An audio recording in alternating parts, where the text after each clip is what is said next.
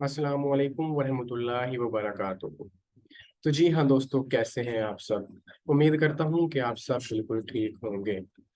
तो आज हमने काउंटिंग इक्वेशंस के क्वेश्चंस को स्टार्ट करना था।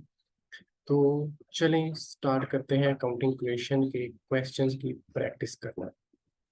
तो सबसे पहले अकाउंटिंग इक्वेशन के क्वेश्चन को सोल्व करने से पहले हमें कुछ चीज़ों का पता होना चाहिए। और वो चीज़ें कौन सी हैं? Some important things for accounting equation. ये तीन चीज़ें हैं जिनका हमें लाजमी पता होना चाहिए। पहले नंबर पे क्या है? When we have to receive in the future. Future को अपने माइंड में रखिएगा। Means account receivable and we have to pay in the future. हमने पे करना है फ्यूचर में, तो ये फ्यूचर को फिर माइंड में रखिएगा, ये होगा अकाउंट पेएबल। तो जब भी इन द फ्यूचर कोई चीज आ रही है तो वो हमेशा कैपिटल को अफेक्ट करेगी। दूसरे नंबर पे इसी का उल्ट है। क्या है? When we received and paid. मतलब कि अभी ही रिसीव भी कर रहे हैं और अभी कुछ पे भी कर रहे हैं। तो जो अभी वाली चीजें हैं वो कैश को अफेक्ट करेंगी, और जो पहले नंबर पे था फ्यूचर वाली जो चीजें हैं वो कैपिटल को अफेक्ट करेंगी। इन चीजों को ध्यान में रखिएगा। ये हिंट्स क्वेश्चन को सोल्व करते हुए काम आएंगे। उसके बाद तीसरे नंबर पे है कि कोई इनकम आती है, कोई एक्सपेंस आता है, कोई ड्राइंग्स होती हैं, प्रॉफिट्स होते हैं या लॉसेस होते हैं, एंड समथिंग एक्स्ट्रा या कोई चीज होती है जो कि एसेट, लाइबिलिटीज और कैपिटल जो हमारा फॉर्मेट का हिस्सा है उनसे थोड़ा सा एक्स्ट्रा होती है। तो वो भी ऑलवेज अफेक्ट कैपिटल, तो वो भी कैपिटल में ही लिखी जाएगी, वो भी कैपिटल को भी अफेक्ट करेगी। तो ये चीजें जहन में रखिएगा। अब हम चलते हैं क्वेश्चन को सोल्व करने की तरफ। तो हम देखेंगे कि यही चीजें इस्तेमाल हो रही होंगी क्वेश्चन में। ओके, तो चलते हैं क्वेश्चन की तरफ। अकाउंटिंग इक्वेशन क्वेश्चन आज का हमारा टारगेट है क्वेश्चन नंबर 1 को सॉल्व करना। क्वेश्चन क्या है? Ronald is wholesaler trader. Following transactions are recorded in accounting equation. ये जो ट्रांजैक्शन है ये रिकॉर्ड करनी है हमने अकाउंटिंग इक्वेशन में। तो इससे पहले थोड़ा सा आपको और हिंट बता दूं कि हमने ये देखना है कि कौन सी चीज बिजनेस में आ रही है वो होगी पॉजिटिव, और कौन सी चीज बिजनेस से जा रही है वो होगी नेगेटिव। या दूसरे अल्फाज में, किस चीज के आने से बिजनेस की पड़ी हुई चीज इंक्रीज हो रही है वो पॉजिटिव, या हम कोई चीज बिजनेस से निकाल रहे हैं तो इसका मतलब है कि वो बिजनेस से डिक्रीज हो रही है तो वो नेगेटिव। हम ऐसे भी याद रख सकते हैं कि कोई चीज आ रही है तो पॉजिटिव, जा रही है तो नेगेटिव, या आ रही है तो इंक्रीज की वजह से पॉजिटिव और जा रही है तो डिक्रीज की वजह से पॉजिटिव। ठीक है, ये दोनों तरीकों से हम याद रख सकते हैं कि हमने करना क्या है। तो अकाउंटिंग क्वेश्चन को सोल्व करने के लिए पहले नंबर पे एक ट्रांजैक्शन हुई है, इसको चेक करते हैं।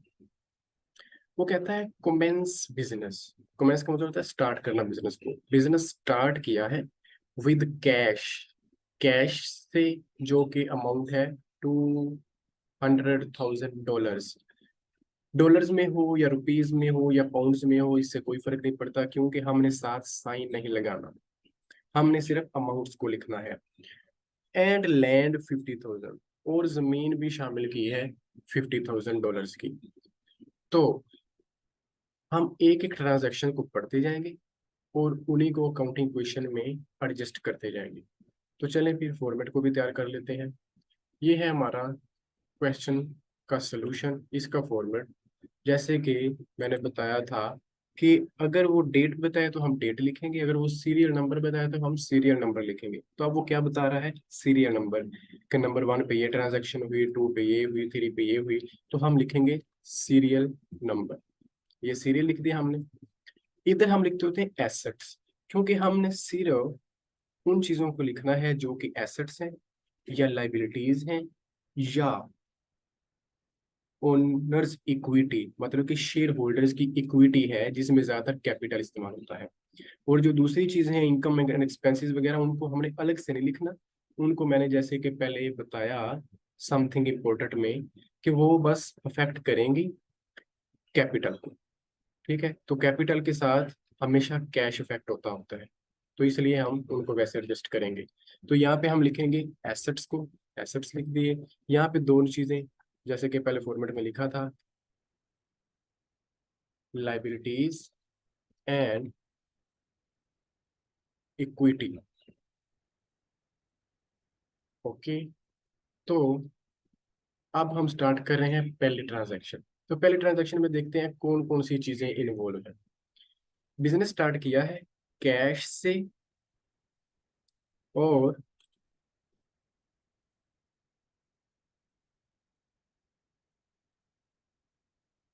कैश है हमारे पास $200,000 एंड लैंड है $50,000। तो हमें पता है कि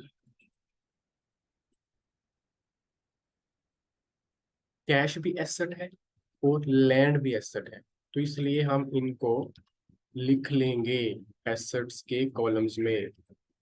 लैंड भी एसेट है, तो क्योंकि जब कोई चीज बिजनेस में आती है, ओनर या शेयर होल्डर से लेके आते हैं, तो वो कैश हो, लैंड हो या ट्रक वगैरह हो, जो भी हो, साथ इधर जो अफेक्ट होता है वो कैपिटल का ही होता है, क्योंकि ये अब बिजनेस के लिए कैपिटल है। तो पहले ट्रांजैक्शन हम कर रहे हैं, उसमें क्या हुआ कि कैश आई है, बिजनेस कमेंस विद कैश, तो ये कैश शेयर होल्डर बिजनेस में लेके आ रहा है और हमने बिजनेस के तौर पे सोचना है। तो बिजनेस में ये कैश आ रहा है तो हम कैश को पॉजिटिव लिख लेंगे। लैंड भी आ रही है तो लैंड को भी पॉजिटिव लिख लेंगे। तो इसका टोटल जो है वो अब हमारे पास कैपिटल है, तो वो होगा 250,000। ये लिख लिया हमने। तो मैंने जैसे ही कहा, हर ट्रांजैक्शन के बाद हमने बैलेंस करते जाना है। तो बैलेंस करें तो ये सेम रहेगा, क्योंकि अभी और कोई ट्रांजैक्शन इसके अंदर नहीं हुई, तो ये 50,000 सेम रहेगा। इधर कुछ नहीं है तो जीरो, कुछ नहीं है तो जीरो, कुछ नहीं है तो जीरो, और ये भी ऐसे ही आ जाएगा 250,000। ओके, तो अब नंबर 2 पे चलते हैं। दूसरी ट्रांजैक्शन हुई, वो कह रहा है बॉट मर्चेंडाइजिंग फॉर कैश 80,000। अब यहाँ पे भी कुछ चीजें ज़हन में रखने की जरूरत है। मर्चेंडाइजिंग का मतलब होता है कि हमने कुछ चीजें खरीदी हैं, गुड्स खरीदी हैं। हम अकाउंटिंग की लैंग्वेज में चीजों को गुड्स कहते हैं, मर्चेंडाइजिंग इसी का दूसरा नाम है। तो अब हम जब कोई चीजें खरीद रहे हैं, तो हमने अलग अलग उनको लिखना है जो कि एसेट हो। अब ये मर्चेंडाइजिंग सिंपल गुड्स है, और एसेट्स की लिस्ट में आप देख सकते हैं कि ये मर्चेंडाइजिंग शामिल नहीं है। तो इसका मतलब ये सिंपल चीजें हैं जो हम खरीद रहे हैं, तो इसको हम अलग से नहीं लिखेंगे। इसको अब एडजस्ट करके देखते हैं कि होगा क्या। हमने चीजें खरीदी 80,000 की, तो जब चीजें आ रही हैं तो फिर कैश जा रहा है, क्योंकि हम कैश दे के चीजें ले रहे हैं। तो कैश जा रहा है तो 80,000 कैश क्या होगा हमारे पास, माइनस। अब ये हमारे पास माइनस हो गया कैश 80,000 का, ये मैंने लिख दिया।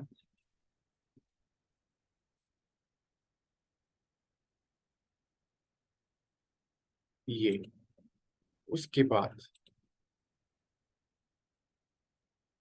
दूसरे नंबर पे क्या हुआ कि क्योंकि ये मर्चेंडाइजिंग हमने खरीदी है, मर्चेंडाइजिंग एसेट नहीं है, तो हम उसको अलग से नहीं लिखेंगे। तो कैश जब अफेक्ट होता है और कोई और चीज अफेक्ट नहीं होती, तो हमेशा कैपिटल ही अफेक्ट होता है। तो ये फिर कैपिटल में से भी कम हो जाएगी, क्योंकि बिजनेस की अमाउंट कम हो जाएगी। बिजनेस में जो चीजें आई थी उनमें से ही हम इसको खरीद रहे हैं। तो अब बैलेंस क्या होगा, 2 लाख माइनस 80,000, 120,000। और ये इधर कुछ भी नहीं हुआ तो ये सेम ही, ये कुछ भी नहीं है तो सेम। अब इसमें से भी माइनस होगा 250,000 माइनस 80,000, तो हमारा आंसर क्या होगा, 170,000। अब हम इसको चेक करें, क्योंकि मैंने कहा था कि हम हर ट्रांजैक्शन के बाद बैलेंस चेक करते जाएंगे। तो अगर हम इन दोनों चीज़ों को चेक करें, 120 प्लस 50, तो ये भी 170 है। वो दूसरे नंबर पे चेक करें तो ये भी 170 है, तो इसका मतलब है कि हमारी इक्वेशन सही जा रही है। उसके बाद तीसरी ट्रांजैक्शन, तीसरे नंबर पे क्या हुआ, कैश सेल्स ऑफ वर्थ 25,000 हमने सेल्स की हैं, और कैश सेल्स हैं तो कैश पे सेल्स की हैं। क्या की हैं, जाहिर सी बात है गुड्स की हैं। जब वो कुछ नहीं बता रहा तो गुड्स की हैं। अगर वो बताएगा किसी एसेट का तो फिर एसेट का नाम लेगा कि हमने लैंड सेल की है, या कोई इक्विपमेंट होगा तो इक्विपमेंट सेल किया है। अभी उसने कहा है कैश सेल्स हैं, तो जब कुछ नहीं होता तो उसका मतलब है सिंपल गुड्स है। तो अब ये भी क्योंकि गुड्स हैं तो अलग से एसेट के तौर पे तो नहीं लिखी जाएंगी। तो सेल कर रहे हैं, जब हम चीजें सेल करते हैं तो चीजें जाती हैं और पैसे आते हैं। तो अब हमारे पास चीजों का कोई कॉलम नहीं है तो हम माइनस तो नहीं करेंगे चीजों को। अब हम इसको एडजस्ट करेंगे कि हमारे पास क्या इसके अलावा हो रहा है। तो हमारे पास कैश आ रहा है सेल की वजह से, 25,000 का कैश आ रहा है।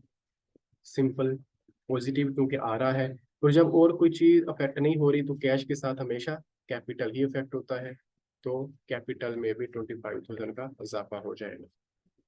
तो आप बैलेंस दोबारा आप बैलेंस करेंगे तो ये हो जाएगा 145,000, ये सेम 50,000, ये भी सेम 0 0 0, और अब ये 195,000 क्योंकि 25,000 को हमने अब ऐड कर दिया है। अब दोबारा चेक करें, 145,000 प्लस 50,000 195,000, और ये भी 195,000। तो इसका क्या मतलब है कि हमारी काउंटिंग इक्वेशन सही जा रही है। ओके, तो नेक्स्ट नंबर 4 पे क्या हुआ, नंबर 4 पे ट्रांजैक्शन हुई, boat goods on credit. Boat का मतलब है परचेज कर रहे हैं हम चीजें उधार पे, क्रेडिट का मतलब उधार पे, फ्रॉम सलमान, जिससे भी करें चीजें तो उधार पे आ रही हैं, और अमाउंट उसकी है 50,000। जब चीजें उधार पे आ रही हैं तो इसका मतलब है कि हम चीजें तो अभी ले रहे हैं, लेकिन इसके पैसे हम देंगे इन द फ्यूचर। जैसे कि मैंने आपको बताया कि इन द फ्यूचर कोई चीज होगी तो वो हमेशा अफेक्ट करेगी कैपिटल को। तो एक तो चीज कैपिटल अफेक्ट होगी, तो दूसरा क्या होगा, जब क्रेडिट पे कुछ लेते हैं तो हमारे पास क्रेडिटर्स का अकाउंट बनता है कि हमने उसको देने हैं पैसे, तो हम उसको एज अ पॉजिटिव बिजनेस की अकाउंटिंग इक्वेशन में लिख लेंगे ताकि हमें याद रहे कि हमने इसको पैसे देने हैं। तो जैसे कि मैंने बताया था कि लाइबिलिटी है ये हमारी, क्योंकि हमने पैसे देने हैं, तो लाइबिलिटी में क्रेडिटर्स जिसे अकाउंट पेएबल कहते हैं तो ये आते हैं पेएबल्स। तो पेएबल्स का नया अकाउंट बन गया। तो 50,000 हमने देने हैं तो ये 50,000 हमने देने हैं तो ये पॉजिटिव, क्योंकि हमने देने हैं ये। और जिस तरह मैंने कहा कि ये हमेशा अफेक्ट करेगा कैपिटल को, तो इसका मतलब है जब हमने देने हैं तो जाहिर सी बात है बिजनेस के पैसे जो पड़े हैं उसी में से देने हैं। तो अब ये वजह ये है कि ये क्योंकि कैश को अफेक्ट नहीं करेगा, इसलिए कैश से माइनस नहीं करेंगे इसको। माइनस किससे फिर करेंगे, कैपिटल से, क्योंकि ये इफेक्ट ही कैपिटल को करता है। तो अब दोबारा हम कर लेते हैं बैलेंस, क्योंकि ये ट्रांजैक्शन कंप्लीट हो गई। अब ये कुछ नहीं है तो सेम है 145,000, ये भी कुछ नहीं है तो सेम है 50,000, ये 0 0, ये भी सेम है 50,000। ये 195 में से 50,000 माइनस करें तो ये बनेगा 145,000। अब फिर हम बैलेंस चेक कर सकते हैं, ये है हमारे पास 145,000, ये है हमारे पास 50,000, तो ये हो गया 195,000। इसी तरह ये जो है हमारे पास ये भी 50,000 और ये 145,000, तो ये भी हो गया 195,000, तो दोनों बराबर हैं। तो इसका मतलब है हमारी काउंटिंग इक्वेशन अभी भी सही जा रही है।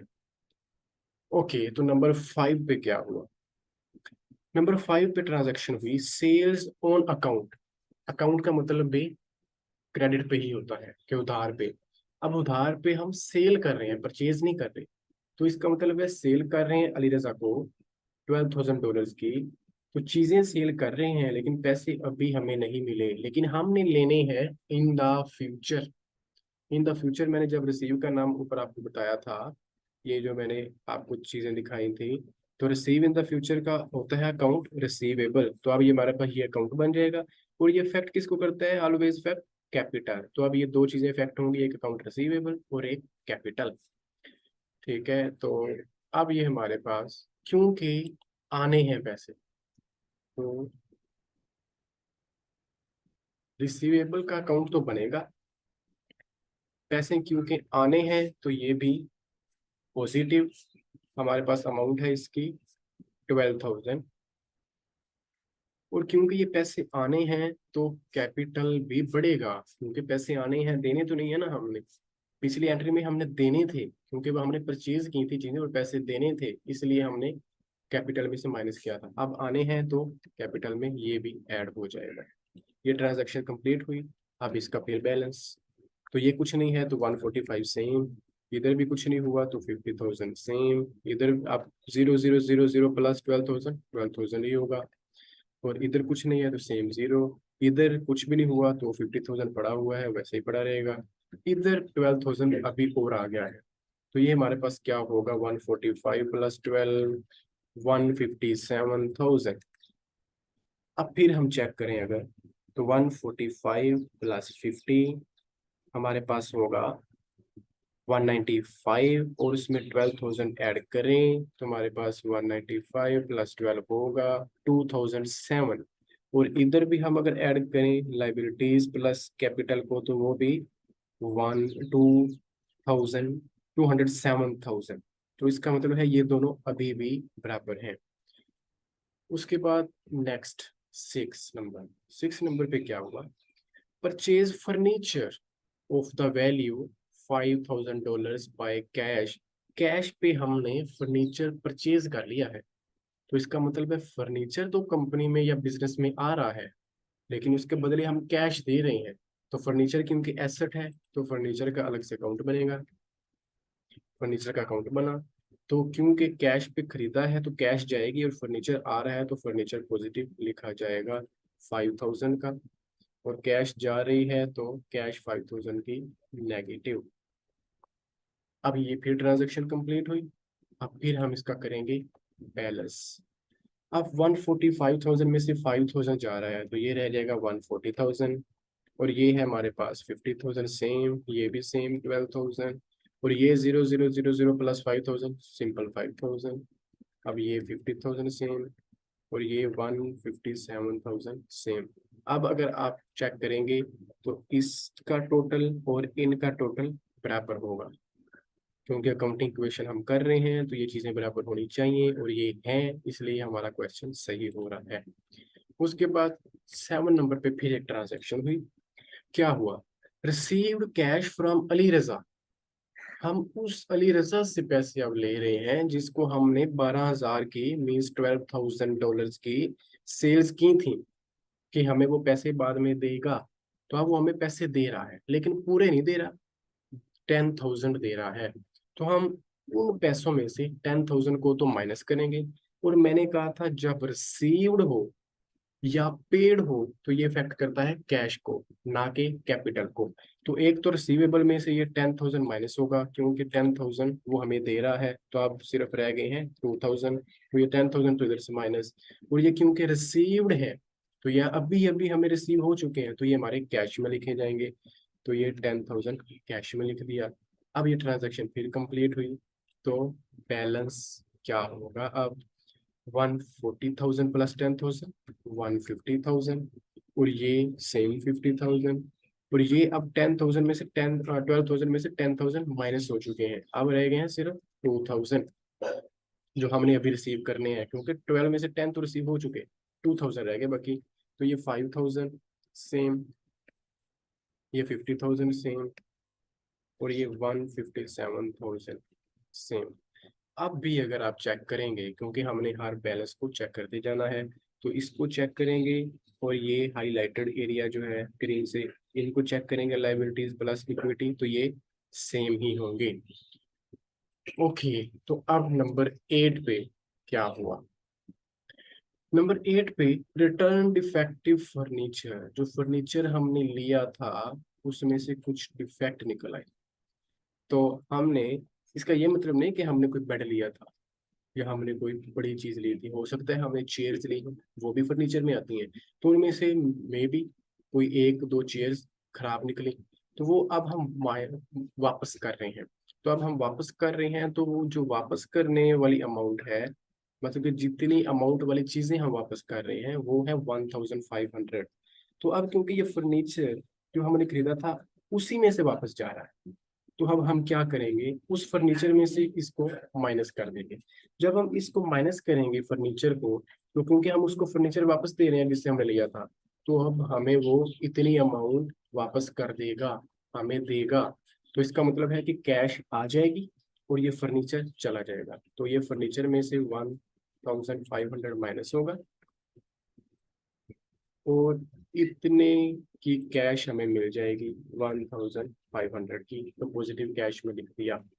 तो अब फिर बैलेंस, बैलेंस क्या होगा, 150,000 प्लस 1500, 151,500, और ये सेम 50,000, और ये 2,000 सेम, और ये 5,000 में से 1,500 गए, तो अब ये रहेगा 3,500, और ये सेम 50,000, और ये सेम 157,000। आप फिर चेक करेंगे, चेक करेंगे तो ये हमारे पास सेम ही आ रहा होगा, टोटल एसेट्स और पेएबल्स प्लस कैपिटल सेम होंगे। ओके, तो लास्ट हमारे पास आती है ट्रांजैक्शन। लास्ट ट्रांजैक्शन में क्या हुआ, पेड वेजेस 1000, रेंट 2000, ये दोनों पेड है।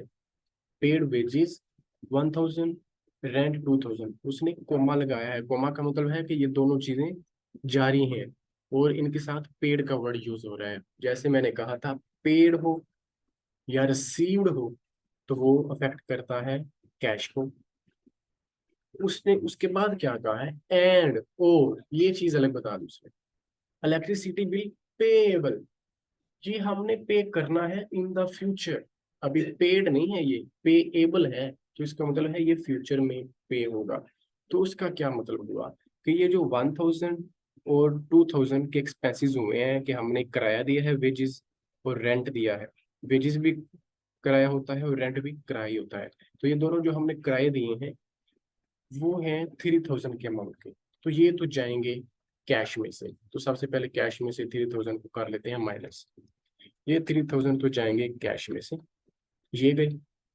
उसके बाद क्योंकि मैंने कहा था कि ये कैश जो है जब किसी और एसेट को अफेक्ट नहीं करती है, तो ये हमेशा कैपिटल को अफेक्ट करती है। तो इसका मतलब है ये 3000 जो है ये कैपिटल में से भी माइनस होगी, लेकिन मैं अभी नहीं लिख रहा, अभी मैं दूसरी चीज भी देख रहा हूँ।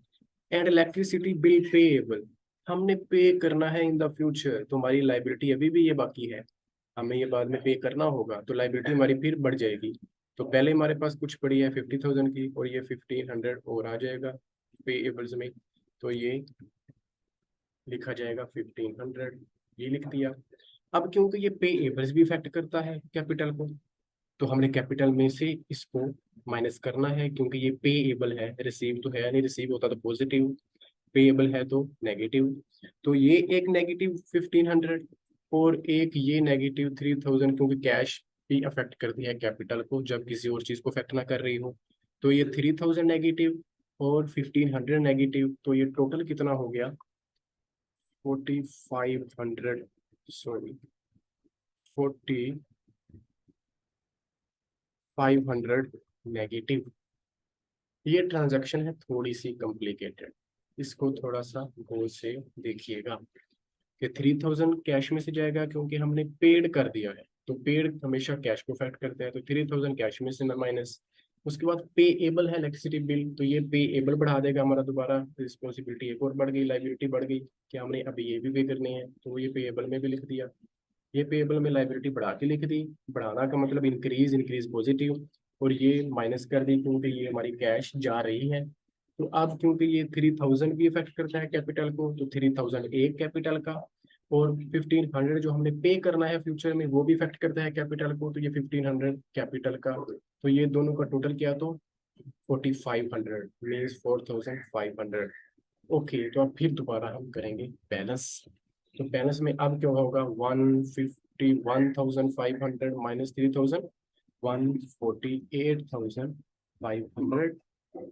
उसके बाद ये सेम 50,000, और ये सेम 2,000, और ये सेम, क्योंकि इधर भी कुछ नहीं हुआ तो 3,500।